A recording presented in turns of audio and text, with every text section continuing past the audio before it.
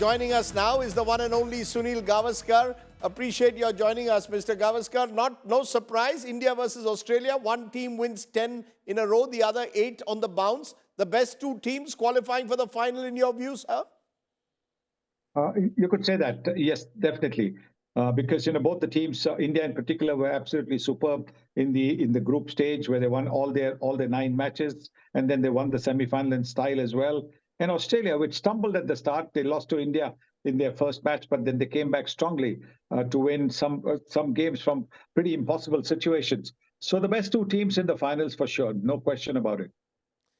We'll come to those finals in a bit, but do you sense that this Australian team, while doing remarkably well in winning 8 on the bounce, is on paper at least possibly not as strong as the team of 2003 or 7, which won the World Cups, or indeed 2015? To that extent, would you say on paper, India the favourites? India are certainly the favourites, the way they have played. But the Australians can never be written off, because what we saw the other day from Glenn Maxwell as well, in sheer extreme physical discomfort, and yet the manner in which he played, didn't give up. There were occasions when he was perhaps thinking of going off the field because of the fact that he couldn't stand up. But the love for the country, the love to try and win something big for the country, made him go on, and that is something that you can never discount as far as the Australians are concerned. When it comes to playing for their country, they will do everything. So I do believe that this will be a great finals, because both the teams are now teams which will not give up at all. There's talk of momentum, Mr. Gavaskar, always in big finals. India's had momentum really from day one when we beat the Australians in that big match in Chennai. And that really seemed to propel the Indian team forward. When you play a final, does that matter that you've beaten a team in the round robin? I remember you beat the West Indies in the round robin at Old Trafford and then, of course, won the title. Does that psychologically, does that give the Indians an edge, the fact that we've beaten the Australians earlier in the tournament and therefore maybe have a bit more momentum? Definitely does. Because remember also the manner in which the Indian team recovered. They had lost 3 wickets for only 2 runs, and the way they recovered and went on to win. Eventually they won with the match quite easily, with a few overs to spare as well. So that will certainly give them the confidence that they've beaten this team. And so clearly when they enter the field on the 19th of November, they'll be full of beans. They'll be full of confidence that they can do it again. Particularly because the Australians seem to really struggle, Mr. Gavaskar, today against the South African spinners. And you'd believe that the Indian spinners are even better there. There seems to be a wariness when the Australians play spin, and we saw that in today's game. Yes. You have to say, though, that the Eden Gardens pitch had a little more turn in it than what we will probably get at Ahmedabad. The Ahmedabad pitch is generally a good pitch to bat on, so there won't be that much of turn and help for the spinners. But yes, there has been a sort of weakness, if you might call it, against the spinners, because not many Australians use their feet to go down the pitch, and that has certainly hampered their batting. So yes, India would be tempted to bring in Ashwin as well. So is there something we should be fearing of the Australians, apart from the fact that you said they play the big matches well? Is there a player or a particular aspect of the game that India should look at closely when we do a match-up with the Australians? They never say die spirit. They will fight till the last ball. No match against the Australians is won till the final run is scored or the final wicket taken. So India will have a fight on its hands, no question about it. And the same can be said about the Australians. The Australians will have a fight on their hands, because this Indian team is very, very keen to win this cup. They have also shown in this tournament that they will fight, like we saw in the semi-finals, with the partnership between Mitchell and Williamson, looking as if it was going to win the game for New Zealand. They never, ever showed any nervousness. There were no dropping of shoulders. They believed in themselves that it was just one wicket that could make the difference, and that's what happened. Just a word about the South Africans, so near yet so far yet again. Is that psychological, or just the fact that they got perhaps the worst of the conditions when it looked like drizzling and there were grey skies, so they struggled in that first crucial hour?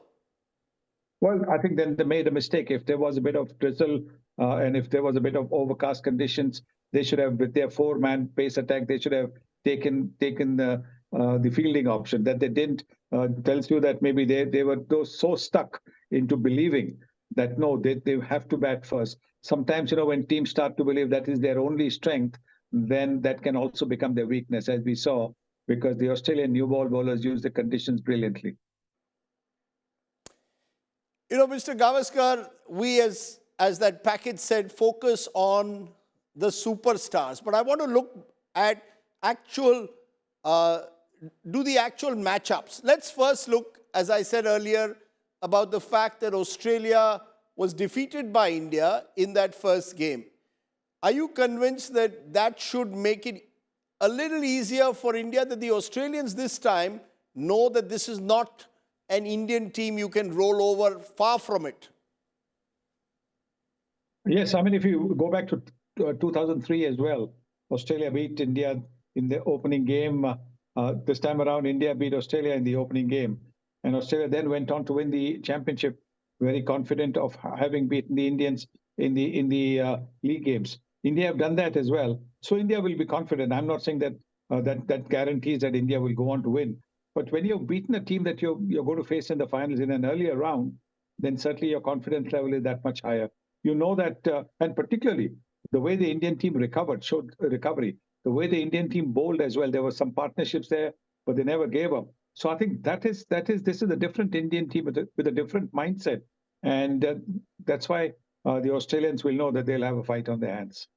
How much of a difference does it make the fact that Australia played second, so they will have one less day to rest? They went through this cliffhanger of a game against South Africa. Does that work to their disadvantage? The Indians will be well rested because they played a day earlier? Not really. I think that these teams nowadays don't worry about these kind of things. It's only for their supporters and for their media to make excuses about that.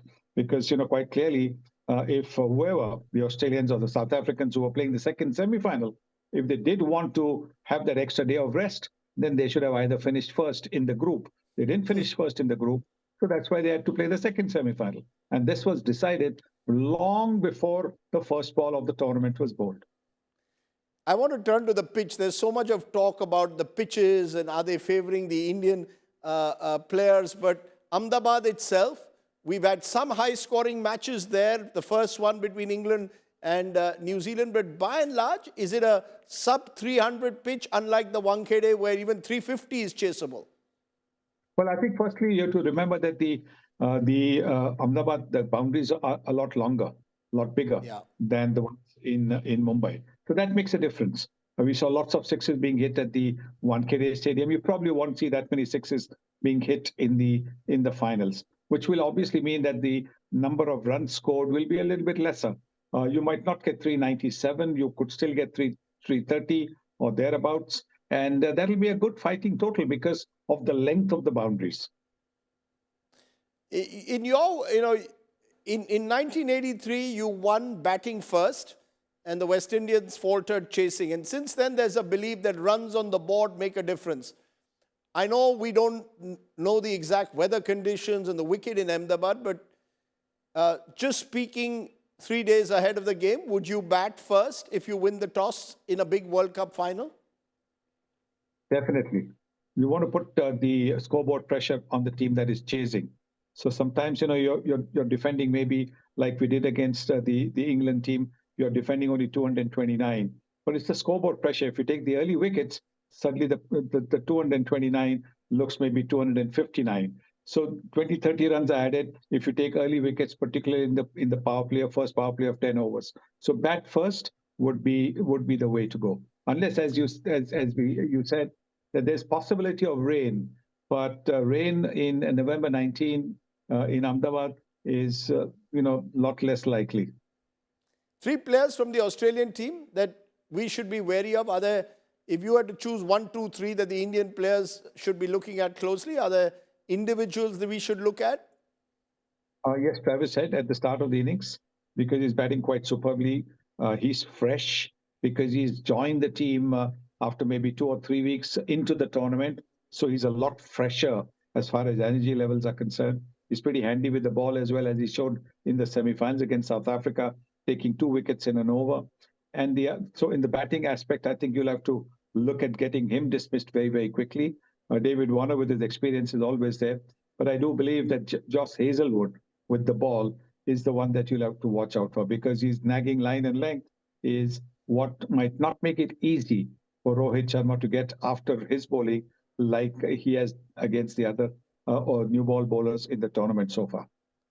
One player from India that you would pick as the one who could play a starring role. Mohammad Shami, very good against left-handers. The Aussies have at least 3 left-handers in their top 6 players. So the possibility of Mohammad Shami turning out to be a potential match winner, or at least 2 big players, the 2 openers are both left-handers? Yes, I think Shami, with the way he's bowling, his rhythm's so good. He has not bowled a no ball. He just keeps on running in, and he's getting the ball to move both ways with very little change in his delivery position. So clearly, I think he's a threat. But to me, I think the one man who can make a big difference is how well Kuldeep Yadav bowls. If he bowls well, then he could be the one who can choke the Australians in the middle overs by not only not conceding too many runs, but also picking wickets. Because we saw that the Australians struggled against Shamsi and Keshav Maharaj, albeit, as you said, on a wicket that's turning. Just looking at the overall tournament so far, if I had to ask you, Mr. Gavaskar, pick your player of the tournament so far and why. Is there an individual that for you has defined this tournament? Is there someone out there that you feel is the player of the tournament, and if so, why? Well, I'd like to pick 2, and I think both are Indians. I think Kohli, for the way he has batted right throughout the tournament, getting to a record of 50 centuries. Nobody's done that before. So that is absolutely fantastic to see. And his consistency, just about every game, he's got a half century and more. So I think that is one. And the other is Rohit Sharma. Rohit Sharma, the way he's paved the way for the batters coming down the order, batting so selflessly, getting to the 40s, 45, 47, not looking to push the ball around and take the singles, but trying to get after the bowlers as quickly as possible, getting the Indian team off to a flying start, which has put the pressure back on the opposition bowlers. And then his leadership, then his captaincy. Even in the toughest of situations, he's shown a calmness which has actually, percolated to the rest of the team. And he's got this great ability to motivate his team. And there's a calmness about the team. There's a sense of oneness about the team, which is so nice to see. So yes, I think these are the 2 players I pick as the tournament, the best in the tournament. The good news, Mr. Gavaskar, is you've chosen 2 excellent choices. I'm going to choose 2 more in Jasprit Bumrah, just for the way he seems to put the opposition under pressure as a fast bowler right at the outset, and Mohammad Shami for his wicket-taking skills. So guess what? We've got 4 potential players of the tournament, and all are Indians. So I expect you on the comm box on Sunday evening, 40 years after you won the World Cup, we could be hat-trick winners. So looking forward to Sunday, I'm sure. Definitely, no question about it. Because, World Cups come only every 4 years. And for India to be in the finals is a huge thing. It's an absolutely fantastic thing. Never mind what the result is going to be at the end of the day. What this Indian team has done in this tournament has been so heartwarming. This team has given joy to so many of its supporters, so many watching, not just in India, at the ground and on television, but so many overseas as well. This team has really, really shown what India is all about. Because look at from where all they come from. They all come from different parts, different cultures, but they've bonded together so well and given us so much joy. So I think irrespective of what happens on the 19th of November, we all as Indians should be mighty, mighty proud of this Indian team.